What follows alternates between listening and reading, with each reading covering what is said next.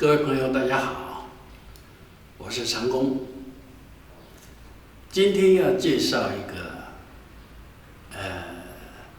比较特别的一个北海道自驾5日游的一个情况，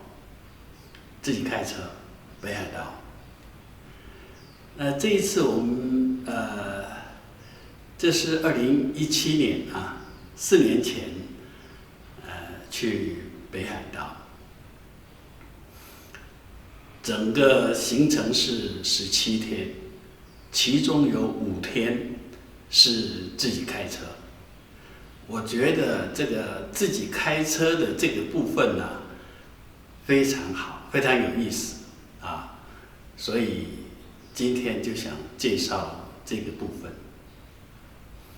首先，因为我们是9月26号开始就是9月底10月初那段时间，是为了赏枫赏枫这个名词我们台湾人喜欢这样用。可是在日本你说赏枫，他不太清楚。要说赏红叶，为什么呢？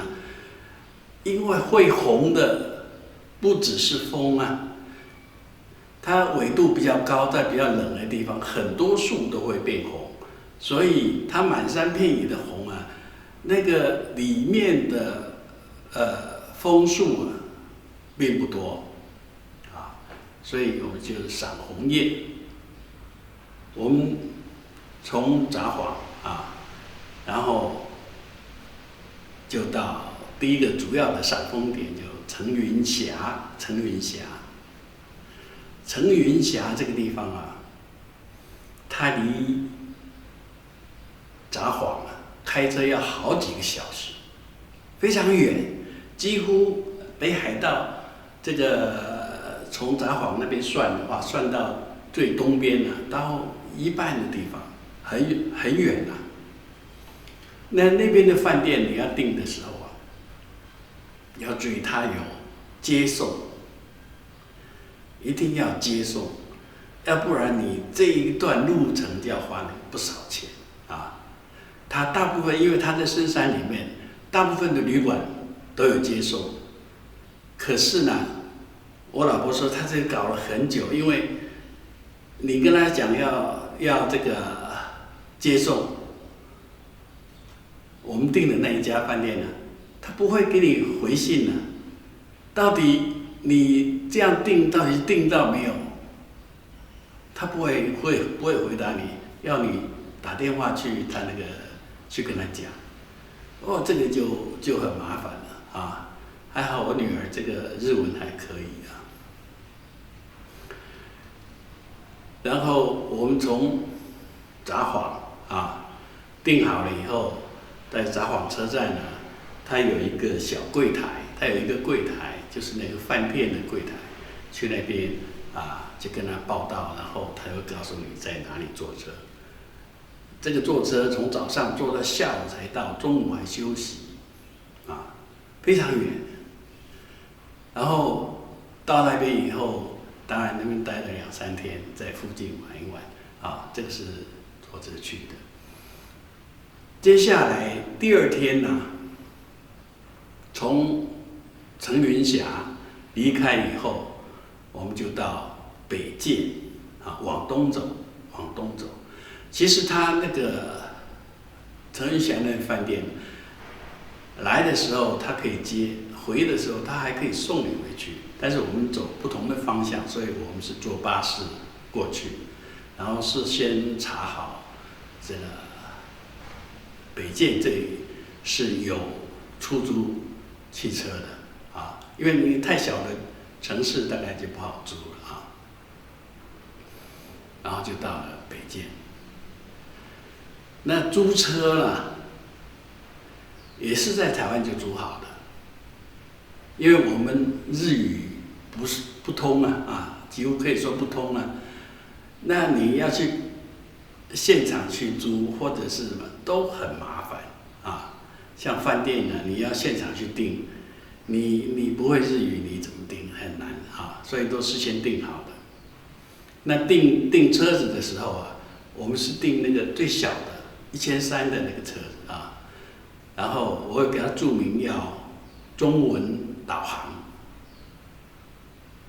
为什么要中文导航？你如果没有中文的，你看不懂，那导航等于是没有什么用啊。因为他们都有那个汉字嘛，日本的城市都有那个汉字，我们都看得懂嘛。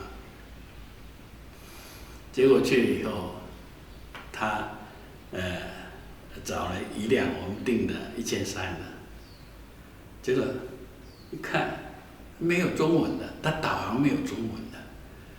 我就跟他说，没有中文我就不会开了啊。然后他就这时候再换一辆又没有中文了。最后他又再给我换一辆升级，升级到1500、1600的那个车子啊，没有加钱啊，他就找到一个有中文的导航的车给我，啊，非常好。然后我就问他说，这边北海道这边这个。时速啊，车子啊，时速多少啊？时限啊多少啊？他跟我讲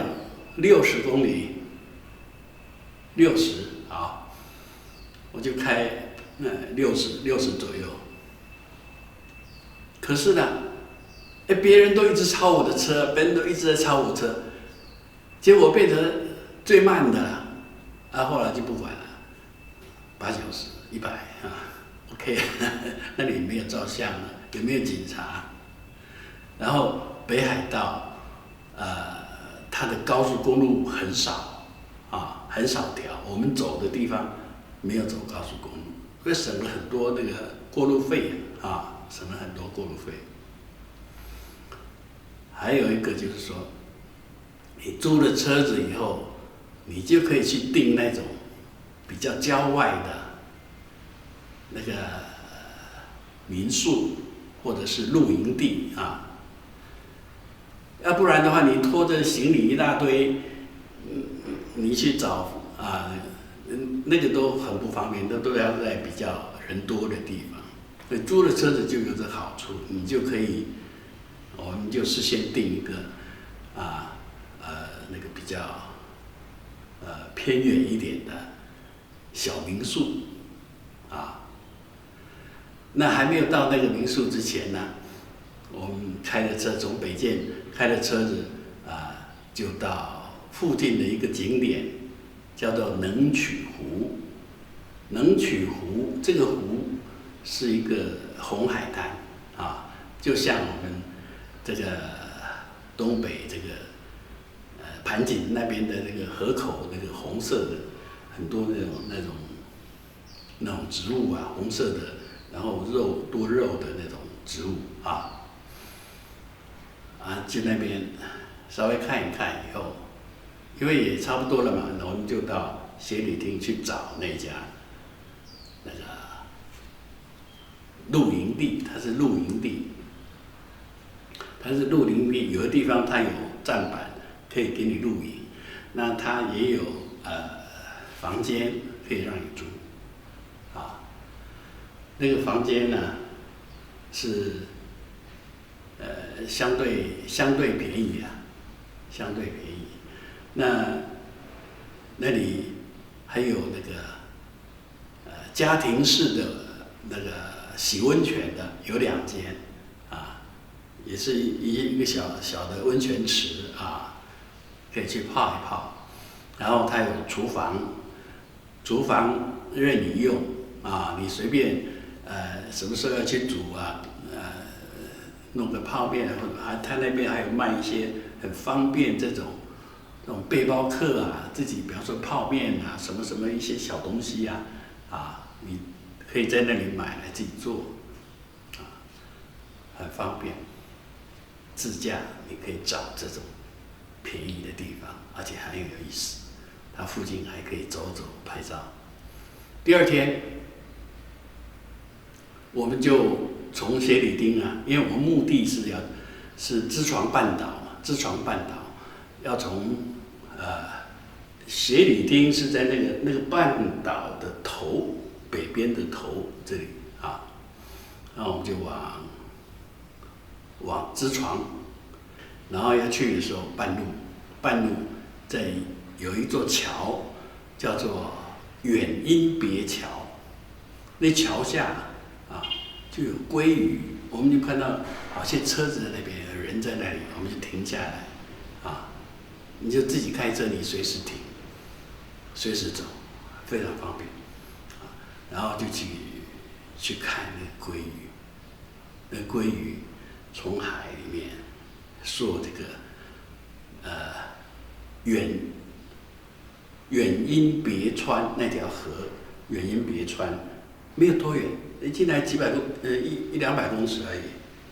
然后就是它后面有弄一个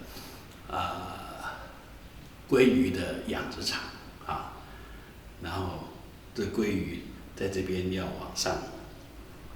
啊，可以看到那边的鲑鱼啊，那也不错的，那边也是拍了半天。完了就继续往前走，到知床五湖啊，知床五湖那边呢，其实它的范围是非常大，可以走的地方非常的多。不过之前因为台风的关系，有一些地方树木倒下什么的，它有一部分是没有开放啊。当时去的时候有部分没有开放，那我们光开放了，我们就走了，脚酸死，累死了。我那里拍到一个，就是要到那个知床半岛的边上啊，那个海边那里啊，往那边走是半路上有拍到一个蚱蜢啊，蚱蜢蛮独特的。它鸣叫的时候，那个背上那个很少看到，本来以为是我这是肚子啊这边的发的声音，那背上还有那也很特别啊。知床五湖完了以后呢，因为那边你要住那里很不方便，那边比较属于比较野外啊，所以我们住的时候又回到协理町，到这里的话就是说，算是一个小市镇了啊，住宿啊各方面都比较方便。但是我们第二次回来就不是住原来那里了啊，另外有一家，这家我们到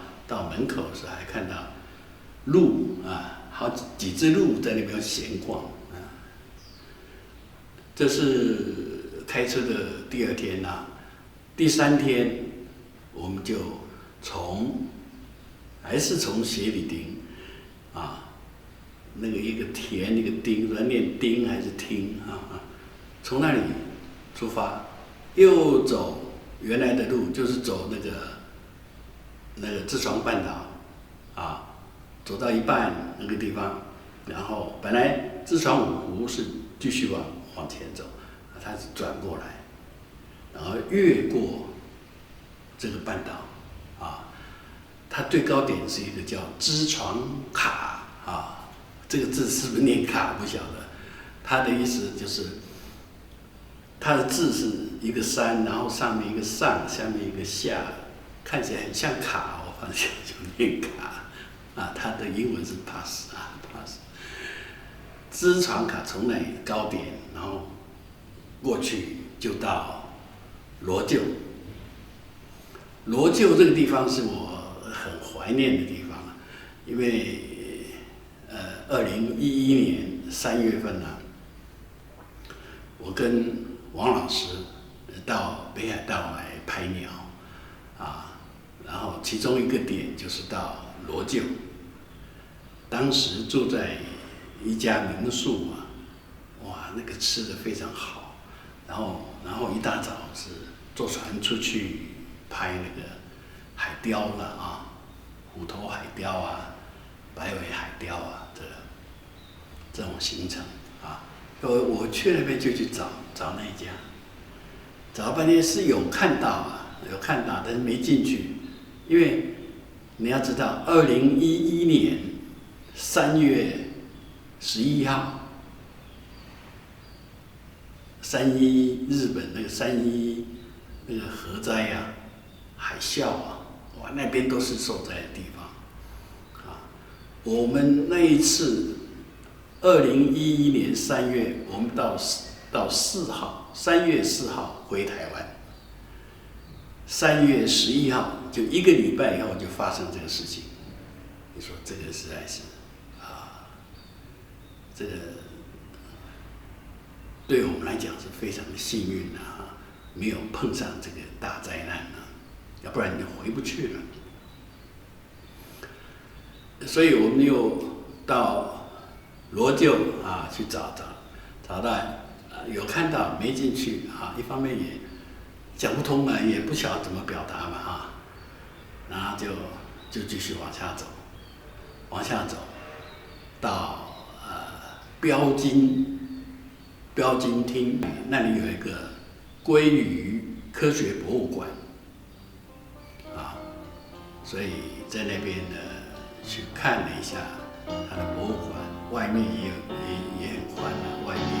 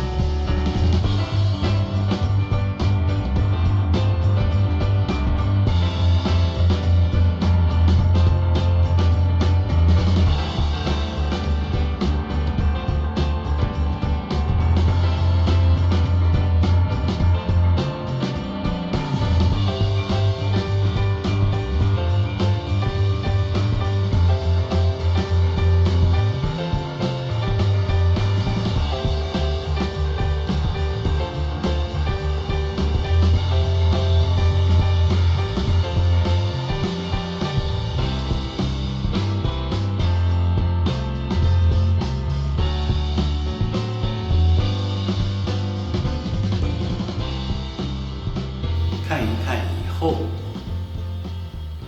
我们又回到协理厅了，又绕回去，这不是走这个自从半岛上面的，它有另外一条路插过去就到协理厅。为什么？因为隔天我们要到这个道东珊瑚，还是要从那里走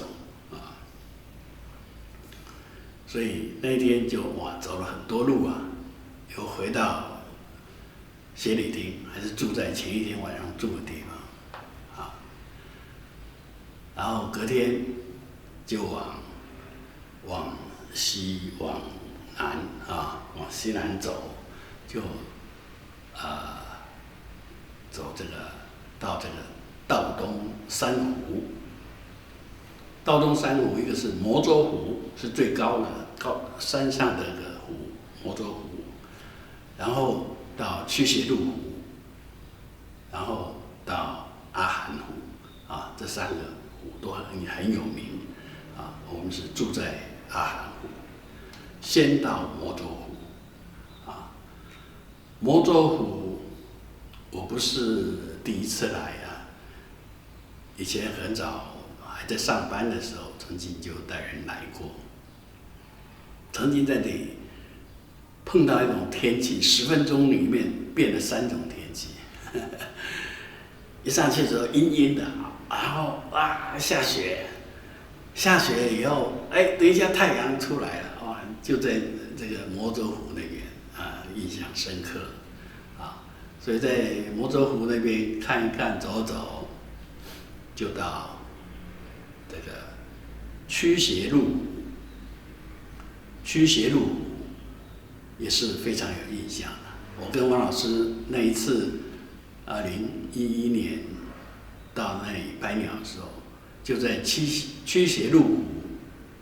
拍那个天鹅驱邪任务冬天的时候啊，他就在门口那有一小块地方，因为有温泉，所以那个水是不结冰的啊。然后稍微远一点，那整个湖面都是结冰的，所以我们在那边拍天鹅，很近，他就你可以碰到他啊，在那里拍，然后那个管理员呐、把那个天鹅往远的地方引啊，在那边撒一些饲料啊，天鹅都跑过去了，然后他又赶快回来，在这一边又开始撒饲料，结果那一边的天鹅就全部就飞过来，陆陆续续一直来啊！我把那个脚架架的这个矮矮的放地上，哇，就一直拍它过来，哇，有一只天鹅那个翅膀打到我的摄影机，哇，那个是很震撼的那个画面，那种感觉呀，很不错的，很不错的。那个是冬天的时候，我们在这里拍鸟。那我们现在去了以后，因为是秋天，10月份啊，结果一看，几乎不认识了，这个地方怎么变成一个类似游乐场呢？然后整个景象完全不一样，然后在那边回味一下以后那边有温泉一直有温泉，你只要在那个湖边的沙滩给它稍微挖一挖，那个水就很热，你泡脚整个红彤彤的然后我们就往山上那个驱邪入湖它周边有一条路，可以上到山上那个叫做美晃塔那个地方可以俯瞰驱邪入湖那看起来整个湖中间它是有山的，湖周边是湖，然后这个看起来也是很漂亮，不过风很大完了下来就到阿寒湖。我们到的时候，因为完了这2个点差不多了到了阿寒湖就是住宿了就完了然后第2天一早，哇，阿寒湖很早，我们在5点左右起来，那个湖边呢，那个冒着热气，很多人有人在钓鱼在哇，那个景象非常的漂亮，那烟这样子飘渺，哇，那个景象非常漂亮。阿寒湖早上在那边又绕了一圈非常好看。阿寒湖阿寒湖完了以后，到第5天，我们从阿寒湖出发，找一个秘境，那个不是一般旅游比较不会去的网络上有这样，它的名字有点特别，就是 Onedo Onedo 这个湖。我们到那边去那个可以绕湖一圈，绕1周那边的枫叶非常漂亮然后那边也有露营场，整个这样走一圈不错那个湖很有特色。完了以后，我们就要到川路去，因为我们要在川路还车从这个 Onedo 湖往回走就到那类似阿寒湖那附近的地的路然后就往下川路。到川路这段路啊，都在山区，因为我们从那个大肚山湖这边下来，要到川路走的都山区的路，那个路当然是很宽的路。可是啊，那个周边啊，它路旁啊，那个树啊，哎呀，那个真的是漂亮，很高，非常高，大概好几层楼高的那个树啊，两边，然后有矮的，有高的。然后有红的、黄的、绿的，哇，五颜六色，哇，那个开车啊，我那时候就想说啊，我现在当时还不知道说那 GoPro 那么好用啊。如果我那时候有 GoPro 的话，我把 GoPro 如果贴在车子前面啊，因为你在车子里面隔一层玻璃嘛啊。贴在前面，车子就外面的前面，这样开下去，那个景啊，实在是有够漂亮了。啊，当时我开车，我太太她也比较少露营啊，所以那个景象拍的不是很多，但是真的是非常漂亮，有很多路口转弯的地方啊什么，那整条路就是秋天的时候啊。那山区要下到城镇，这个路边的景色啊，非常非常漂亮，很震撼的。对我来讲是非常震撼的一个景色，啊，所以这个就是我觉得到北海道去啊，真的要自己开车。一个是这个随时可以停。然后可以住比较偏的地方，然后像这种景色当然你的路上如果没有能够停的地方，还是不会停的哈，因为大马路一直走嘛，车子很多嘛。然后他那边主要我们都没有走高速公路，没有收费，高速公路费用很高很贵的，按到北海道的没有这个费用啊。那只要两个人，有一个人因为左驾这个他是右驾嘛他是右驾，所以是走的方向跟我们是靠右边走，他靠左边走嘛，会有一点适应的问题，但是只要旁边有一个人提醒一下，要走左边转弯的时候，前面。很短时间就可以适应了，因为每一条路都有中间线嘛，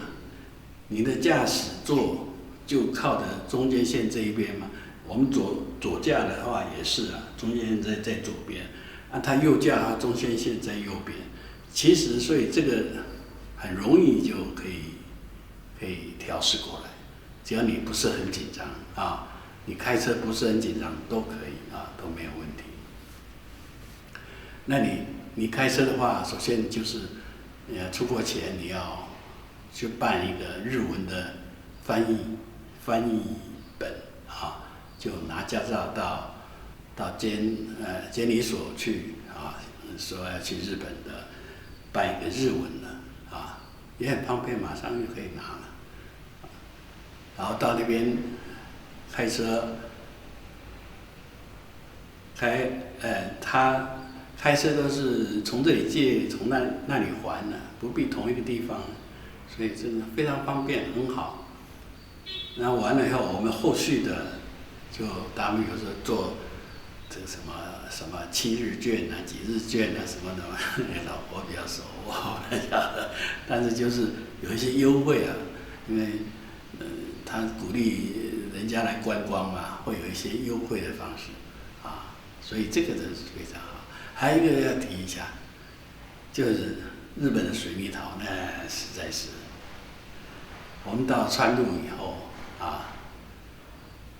到市场里面看到那个水蜜桃，那时间已经10月了嘛时间已经比较尾了，但是还是有这么大一个，哇，好多水，好甜，好好吃然后那天傍晚就到川路的碧舞桥，碧舞啊，钱币的币，跳舞的舞啊，我太记得很清楚，因为反过来是舞弊，舞弊调过来碧舞桥啊，那个桥两边有雕像啊，看夕阳，也还不错，还不错。所以我们自驾就到这里结束，非常好。我是鼓励大家有机会的话，尽可能去，尤其是北海道，车子不多，不会说像都市里面啊，这个什么单行道啊，什么很多的那个比较麻烦。北海道天荒地广啊，自己开车非常好啊，谢谢各位，谢谢各位。